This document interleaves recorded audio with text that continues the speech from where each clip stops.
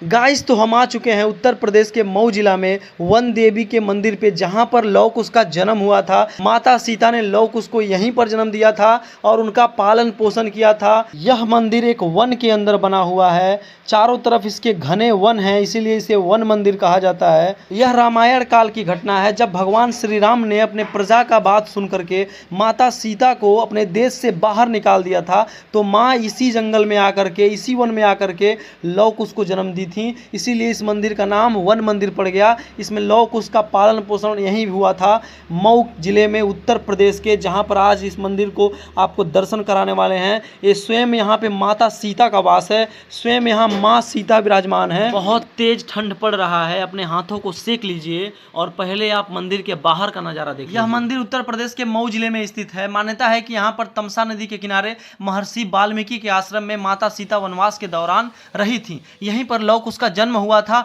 और यहीं पर माता सीता धरती में समाई थी। हालांकि कुछ और भी जगह हैं जिसके बारे में ऐसी ही मान्यता है। वन देवी के पक्ष में जो तर्क है वो यह है कि वाल्मीकि रामायण में उसके आश्रम को तमसा नदी के तट पर बताया गया है और ये तमसा नदी यहीं पर बहती है। मंदिर के चारों ओर चैत्र नवरात्रि में अंतिम 3 दिनों में मेले का भव्य आयोजन होता है। मान्यता है कि इस स्थान से मांगी हुई मुरादें निश्चित पूरी होती हैं। यहाँ से कोई कभी भी निराश नहीं जाता। आप लोगों ने जरूर सोचा होगा कि मैं इतना दूर आया हूँ तो क्या मांगूंगा। बिन मांगे मोती मिले, मांगे मिले न भीख, इसलिए मैंने कुछ भी नहीं मांगा। अगर भगवान अंतर्यामी है तो उसे खुद पता है कि मुझे क्या चाहिए। भगवान से वो मांगता है जिसे पता हो कि भगवान को पता नहीं है। माँ को तो सब पता होता है कि उसके बेटे को क्या चाहिए। तो वन देवी कहलाने वाली जगत जननी माँ जगदम्बा सीता को सब पता है कि उसके बेटे के, उसके पुत्र को क्या चाहिए। यहाँ पर आपको आयना ककही सेनुर चुनरी मुनरी सब मिल जाएगा। जोड़ा नरियल प्रसादी झुनझुन्ना सब मिलेगा। अरे बाबू मेलवा में से हमरो के कुछ खरीद दे।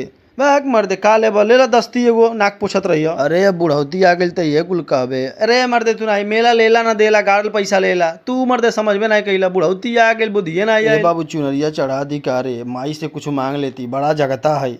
बाग मार दे ताकि ऊपर जाए के समय आए, तू का नीचे मंगवा कुछ। आप यहाँ पर आएंगे तो देखेंगे चारों तरफ जंगले जंगल। देखो जंगल कहले तो याद आ गया, छोट रहनी तो यहाँ जंगले में बिला गई रहनी। बाग मार दे तू नहीं, तू तो जब कोनो कहानी कहे तो तू छोटे रहे। देखिए गाइस, वन देवी के मंदिर के आसपास आपको चारों तरफ वन ही मिलेगा, चारों तरफ जंगल ही झाड़ मिलेगा, ठीक है। इसलिए वन देवी का नाम यहाँ पड़ा है, ठीक है। यही में एगो दादी बकरी चरावत भेटा गई। कहनी दादी बतावा माई के कुछ चमत्कार मंदिर में बैठल आओ। दादी कहली बाबू हमारी दोनों अखिया से लौकत ना रहे।